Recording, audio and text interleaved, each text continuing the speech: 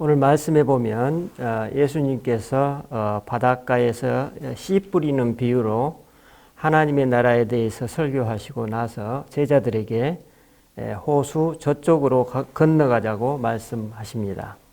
아마도 제자들의 생각에는 저녁이 다 되어 늦었기 때문에 마음에 내키지 않았을 수도 있었겠다 싶습니다. 하지만 선생님의 제안을 거절할 수는 없었겠죠. 어쨌든 제자들은 선생님의 제안에 따라서 바다 건너편으로 가고자 배를 이제 나누어 타고 호수 가운데로 노를 저어갔습니다.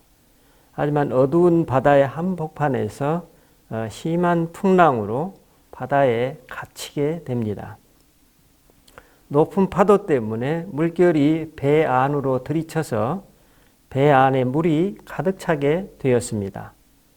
그런데도 예수님께서는 배의 고물에서 베개를 베고 주무시고 계셨습니다. 아마도 제자들은 그저 순간순간 다가오는 파도를 헤쳐나가기 위해서 사력을 다해 노를 젓고 배 안에 물을 퍼냈겠죠. 하지만 도저히 어쩔 도리가 없자 그들은 주무시고 계시는 예수님을 깨웁니다. 공포에 질린 그들이 예수님을 원망스럽게 바라보면서 말합니다. 선생님, 우리가 죽게 되었는데 걱정하지 않으십니까?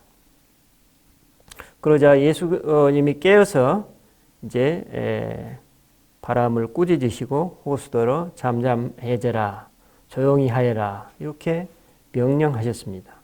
그러자 바람이 멎고 물결이 아주 고요해졌습니다. 그리고 제자들에게 말씀하십니다. 왜 겁을 내느냐? 아직도 믿음이 없느냐? 이제 제자들은 예수님의 이 모습을 오히려 보면서 더 큰 두려움에 사로잡혀서 이렇게 질문하죠. 마음속에 이분이 누구시기에 바람과 호수까지도 복종하는가? 라고 서로 말했다고 합니다.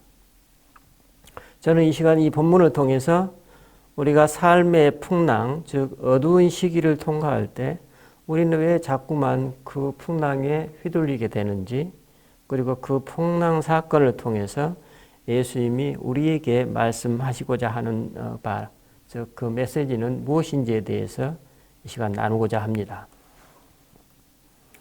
오늘 말씀에서 특이한 점은 제자들이 바다에 배를 타고 나가자고 제안한 것이 아니라 예수님이 배를 타고 바다 건너편으로 가자고 하셨다는 점입니다.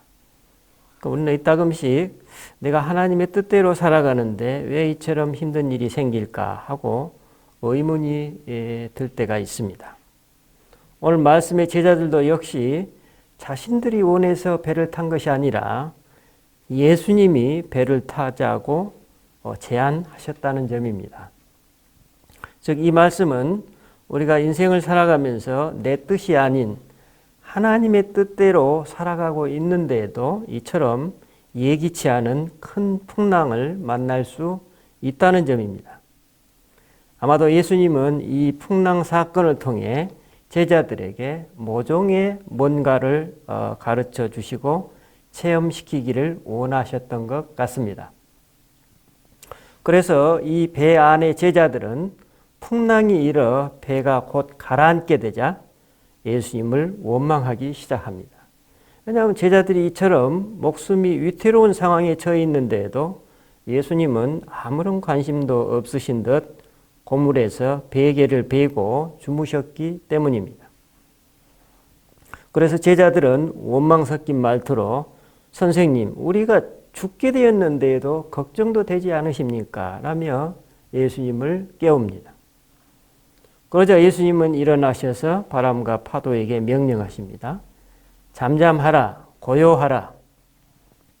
그러자 그 사납던 풍랑은 일시에 잔잔하게 잠재워집니다. 아마도 이 순간 깊은 침묵이 흘렀을 것이고 그 침묵 속을 뚫고 제자들의 가슴 속에 한 줄기 빛이 파고 들었을 것입니다. 어떤 빛인가요? 인간 예수님 안에서 그분의 영과 그분의 영, 즉 주체로서의 인간 예수와 객체로서의 하나님의 영이 일치되는 순간을 목격한 것입니다. 바로 그곳, 그 순간에 하나님의 현존이 드러났습니다. 그분은 우주 만물을 창조하신 그리스도로서 당신의 피조물인 바람과 파도라는 사물을 향해서 명령하십니다. 잠잠하라, 고요하라. 그리고 제자들을 꾸중하십니다. 왜 겁을 내느냐? 아직도 믿음이 없느냐? 여러분, 예수님의 이 질책이 무슨 의미일까요? 그건 바로 제자들이 그리스도이신 예수님과 함께 한 배를 타고 있음을 망각하고 있음을 지적하신 것입니다. 그들은 그리스도의 현존을 놓친 것입니다. 즉 우리의 삶에서 태풍이 몰아치든 풍랑이 덮치든 심지어는 사망의 음침한 골짜기를 통과하고 있다고 할지라도 우리는 그 현장에 주님이 함께 하심을 잊지 말라는 메시지입니다. 바로 그런 믿음의 모습을 지금 예수님께서 제자들에게 보여주시고 계십니다. 어떻게 보여주고 계십니까? 거대한 파도가 가랑잎 같은 그 배를 덮칠 것만 같은 그런 상황 속에서 예수님은 배의 그 고물에서 주무시고 계십니다. 이것이 어떻게 가능할까요? 이 순간 제자들은 살아남기 위해 사투를 벌이고 있지만 그 마음속에 하나님이 계시지 않았습니다. 이 장면에서 예수님의 말씀은 살아남기 위해 노력 자체를 하지 말라는 뜻이 아니라 모든 것을 허락하시고 그 풍랑 속에서도 우리와 함께 하시는 주님을 중심에서 놓치지 말라는 말씀입니다. 여러분, 이 장면을 한번 상상해 보십시다. 제자들은 살아남기 위해 노를 젓고 물을 퍼내면서 사투를 벌이고 있습니다. 그런데 예수님은 그 옆에서 한가롭게 주무시고 계십니다. 예수님은 어떻게 편히 누워 계실 수 있으셨을까요? 그분은 배 밑에서 그 배를 떠받쳐주고 있는 물결을 아버지 하나님이라고 받아들이셨던 것입니다. 떠받쳐주고 있잖아요, 지금. 그것은 부인할 수 없는 자명한 실제 리얼리티였습니다. 여러분, 믿음이란 이처럼 눈에 보이는 자명성에 근거하는 것을 넘어서서 보이지 않는 자명성까지도 내 안에서 통합하는 것을 말합니다. 그러나 우리는 이 보이지 않는 자명성이 우리에게 너무나도 가까이 있기 때문에 우리 눈이나 감각으로 혹은 이성으로 쉽게 받아들이지 못합니다.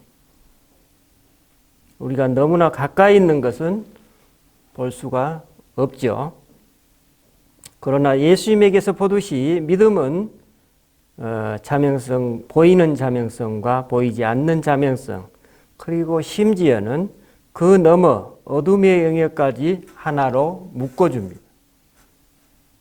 그러므로 예수님은 제자들처럼 정신을 놓고 혼비백산하여 살아남기 위해 사투를 벌이며 공포심으로 가득해 표리하는 것이 아니라 그 풍랑 밑에서 자신을 떠받쳐주고 계시는 아버지 하나님 그 바다에 순응하면서 부유하고 계시는 것입니다. 영어로 말하면 부유한다는 건 뭐냐? 플로팅이죠. 예수님은 파도를 헤쳐나가기 위해서 모든 힘을 소진시키는 것이 아니라 그냥 주님의 손길 혹은 섭리라는 물결 위에 둥둥 떠 계시는 것입니다. 그냥 떠 있기만 해도 하나님의 물결을 따라 자신을 인도해 주실 것이라고 믿고 계시기 때문입니다. 그래서 예수님은 지금도 자신을 물에 뜨게 해주시는 아버지 하나님의 든든한 그 가슴에서 안식하고 계시는 것입니다. 이것을 시편 131편 2절로 3절에서는 이렇게 묘사하고 있습니다. 실로 내가 내 영혼으로 고요하고 평온하기를 젖된 아이가 그의 어머니 품에 있음 같게 하였나니 내 영혼이 젖된 아이와 같도다.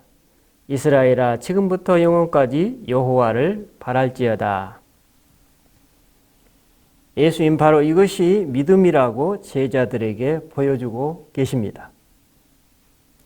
여러분, 믿음이란 어떤 의견도 아니고 이성에 따른 어떤 과학적인 증명도 그 증명의 결과도 아닙니다. 우리는 모르는 것을 믿을 수 있을 뿐입니다. 우리는 아는 즉시 더 이상 믿지 않습니다. 우리 믿음의 대상은 하나님 그분에 대한 이야기, 말이 아니라 그 말씀을 하신 그분 자신입니다. 그러므로 우리는 지식을 습득하는 것과 같은 방식으로 믿지 않습니다. 왜냐하면 그건 우리 이성의 한계를 넘는 영역이기 때문입니다. 그러나 우리가 그 믿음의 영역에 넘어섰을 때 우리의 지식은 더욱더 풍요로워지고 깊어지고 넓어지게 됩니다. 우리가 오늘 혹시 그분에 대해 아는 것을 통해서 정작 그분으로부터 도망가고 있다면 혹시 그런 면이 없는지 한번 돌아볼 수 있기를 바랍니다. 오늘 본문에 예수님에게서 보듯이 믿음은 우리 이성이 홀로 받아들이기 어려운 진리를 받아들이게 만들어줍니다. 그리고 믿음은 하나님의 권위에서 나오기 때문에 살아계시는 하나님과의 생생한 접촉점을 만들어줍니다. 저는 지난주 내내 대상포진을 알았습니다. 특별히 어젯밤에는 이런 말할 수 없는 고통이 온 몸에 마음 가운데 엄습해 왔습니다. 누워있다는 자체가 고통이었습니다.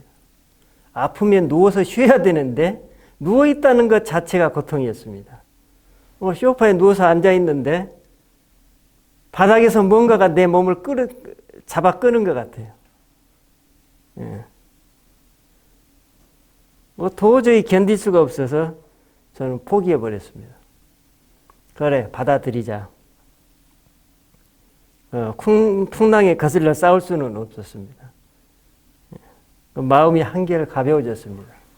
그 옆에 집사람이 있더니 제가 기도 좀 한번 해주라고 대상포진 물집이 막 손에 생기기 시작했습니다.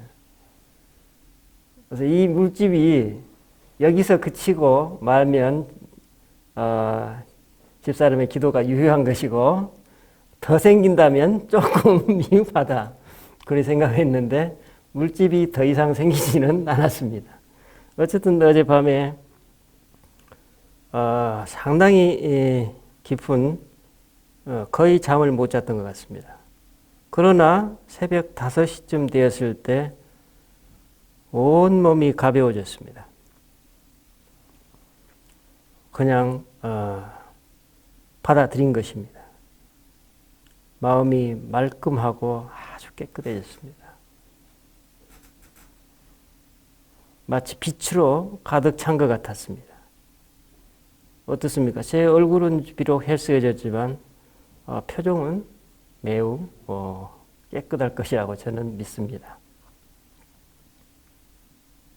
여러분, 진리에 대해 아는 것과 진리 자체이신 그분을 받아들이고 경험하는 것은 다른 차원의 문제입니다.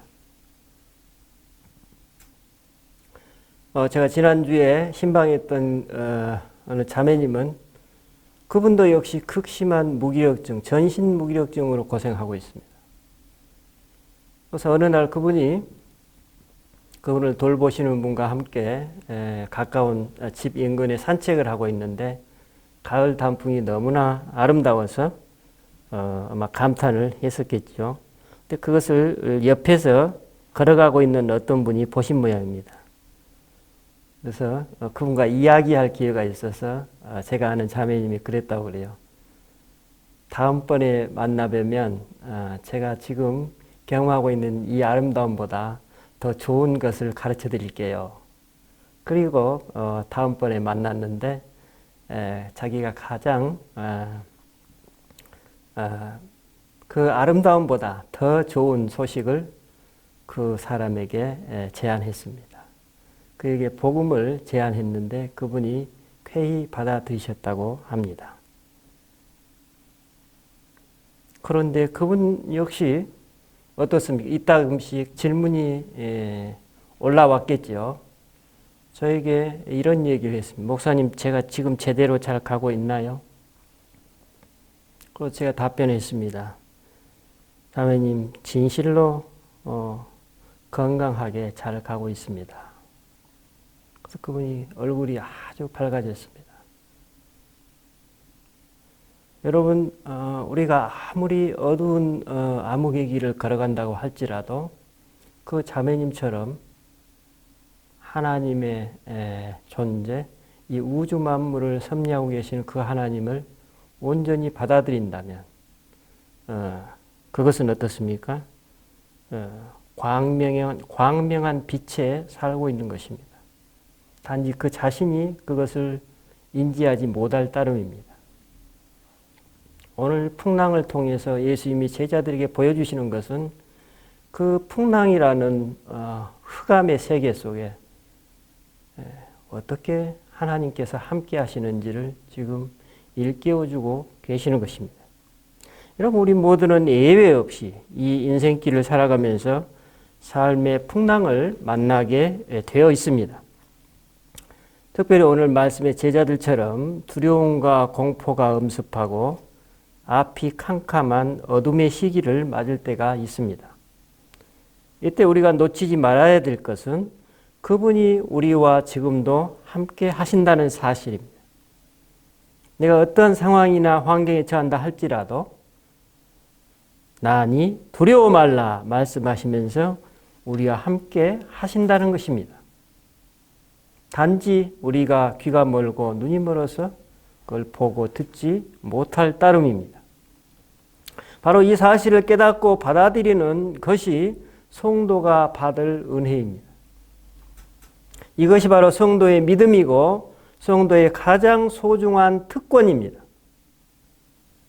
이러한 때에 그분의 은혜를 경험하면서 우리는 다음을 고백하게 됩니다. 나에게 이 풍랑은 내 신앙의 훈련장이다. 나에게 임했던 이 고난이 내 은총의 자리였다라고 고백하게 되죠. 여러분, 그러면 우리는 어떻게 우리에게 다가오는 현실 속의 이 삶의 파고를 은총의 자리로 경험할 수 있을까요? 오늘 말씀의 제자들의 모습을 통해 그 해답을 찾을 수 있습니다. 제자들은 자신들을 금방 삼켜버릴 것만 같은 그 파고와 바람 소리에 그만 공포에 휩싸이고 맙니다. 이는 실제로 현실화된 죽음이 아니라 마음 속에서 일어나는 공포에 휘둘린 것입니다. 즉, 우리 대부분이 겪고 있는 두려움의 실체는 미래에 대한 불안, 불확실성에 대한 내 마음이 만들어낸 허상이라는 것입니다. 연구에 따르면 우리 염려의 70 내지 80%는 아직 오지 않는 미래에 대한 것이라고 합니다. 우리는 그만큼 실체 없는 허상에 휘둘리고 있는 것입니다. 이처럼 우리가 어둠의 터널을 지날 때 우리는 왜 하나님의 현존을 놓쳐버리게 되죠? 사도 요한은 이를 이렇게 표현하고 있습니다. 빛이 어둠에 비치되 어둠이 깨닫지 못하더라. 이 표현이죠. 많은 기독교 영성가들은 이렇게 표현하고 있습니다.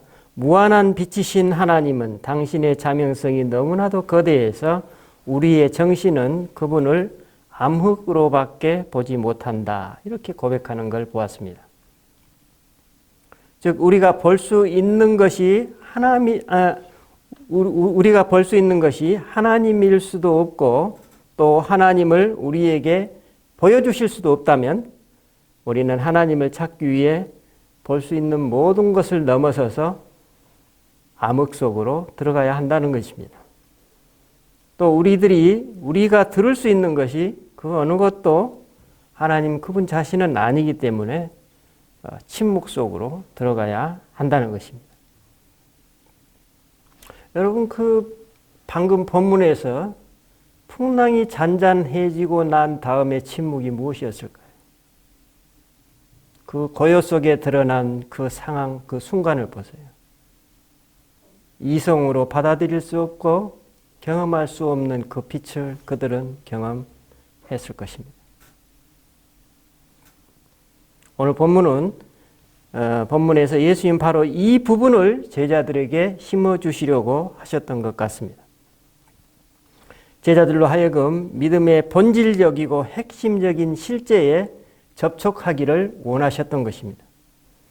그러므로 믿음은 어떤 억압된 확신에 따른 의지가 아니라 혹은 지성적인 동의와는 차원이 다른 것이라고 볼 수 있습니다.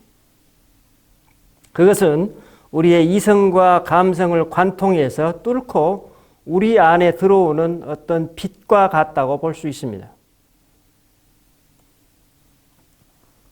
우리의 이성과 감성이 이해하고 받아들일 수 없는 것을 믿음의 빛이 우리 안에 들어와 우리를 더 온전한 존재로 살 수 있도록 만들어줍니다. 그러나 우리는 반대로 생각합니다.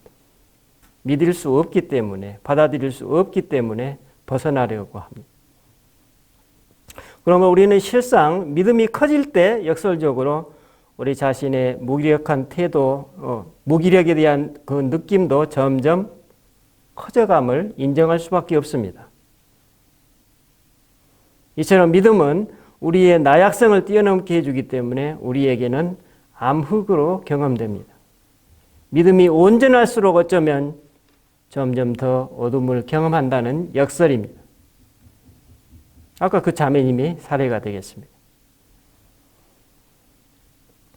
우리가 하나님과 가까워질수록 우리의 믿음은 우리가 만들어내는 그런 관념이나 개념과는 멀어집니다.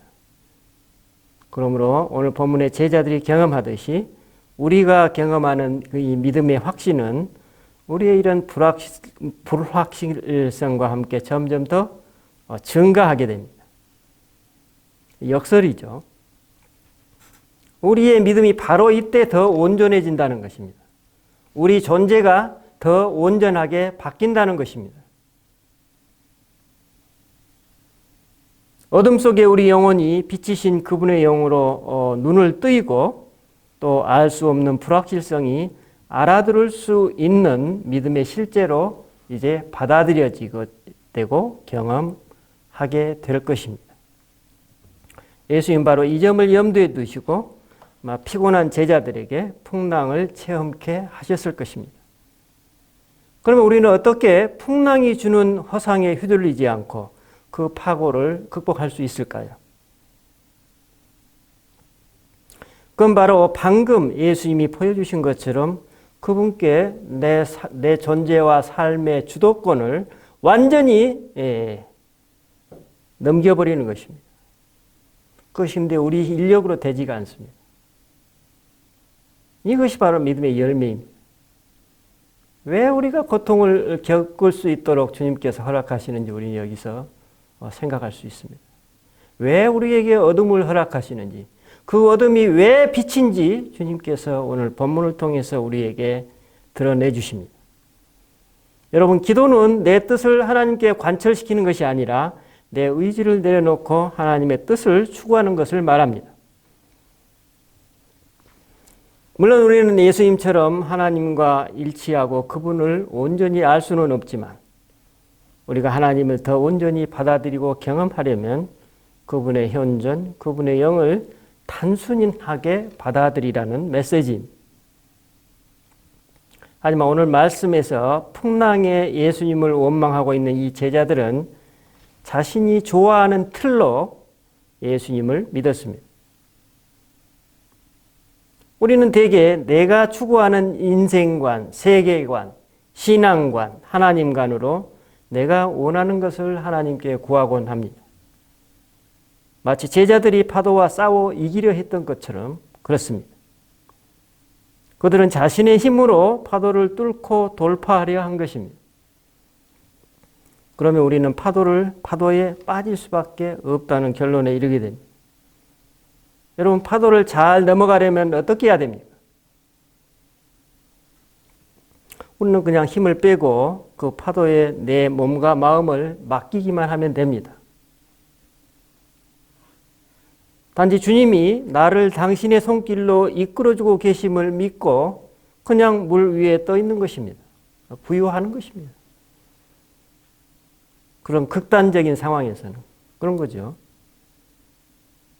그래서 어쩌면 인생이라는 파도 타기를 즐기는 그런 사람들이 되라고 우리를 초대하시는 것 같습니다. 이런 사람들에게 파도는 회피하거나 돌파해야 될 두려움이 아니라, 공포의 대상이 아니라 순간순간 물결의 흐름에 내 몸과 마음을 맡기는 대상이 될 것입니다. 마치 예수님이 그러셨던 것처럼 파도가 나를 물속에 빠뜨리는 공포의 대상이 아니라 나를 물 위에 뜨게 하고 나의 감각을 살아있게 만드는 하나님의 손길로 받아들일 것입니다. 이처럼 물에 부유하는 것처럼 우리는 내가 맡고 있는 오늘의 현실과 미래에 대한 불확실성을 그냥 그대로 받아들이고 하나님께 내 자신을 맡기는 사람이 되라는 예수님의 초대입니다. 우리가 바로 이 가르침만 온전히 받아들인다면 우리는 어떤 환경이나 상황에 검푸른 파고에도 그 파도에 휩쓸리지 않을 것입니다. 여러분, 우리 삶에 호수처럼 잔잔한 시기는 매우 제한되어 있습니다. 우리 인생 자체가 늘 파고의 연속입니다. 이걸 전제해야 됩니다. 이 파고를 순간순간 내가 어떻게 지날지는 우리 각자 자신에게 달려 있습니다. 그 파고를 내 힘과 능력으로 내 방식대로 뚫고 지나가려고 하면 우리는 그 물에 빠질 수밖에 없을 것입니다. 하지만 순간순간 그분과 함께 깨어서 물결 위에 내 몸과 마음을 내맡긴다면 우리 삶은 훨씬 더 수월하고 행복해질 것입니다. 기도하십시다. 주님, 우리는 무기력하고 연약하여서 쉽게 당신과 같은 단순한 믿음에 이르지 못합니다. 그래서 주님께서는 그 단순하고 정련된 믿음을 우리에게 심어주시기 위해 우리로 하여금 검푸른 삶의 암흑을 허락하십니다. 주님, 우리가 알 수 없는 그 암흑의 영역을 우리의 일상 삶으로 엮어주시려는 당신의 섭리를 이 시간 배웁니다. 주님, 우리로 하여금 이제 당신께 멀어지려는 우리들의 속성, 내 자신의 존재와 또 하나님 당신으로부터 유배되어 있는 우리 자신을 온전히 회복할 수 있도록 복을 주시옵소서. 창조주 하나님을 온전히 받아들일 수 있는 우리의 삶이 되도록 복을 주시옵소서. 감사드리고 우리 주 예수 그리스도 이름으로 기도드립니다. 아멘.